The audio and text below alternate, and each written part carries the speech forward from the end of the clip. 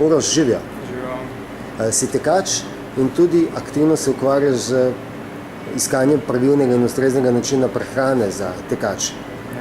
Kaj nam lahko poveš o tem, v čem se prehrana za tekače razlikuje od druge prehrane in kakšne so te posebne potrebe, ki jim mora zadostiti ustrezen način prehranjevanja?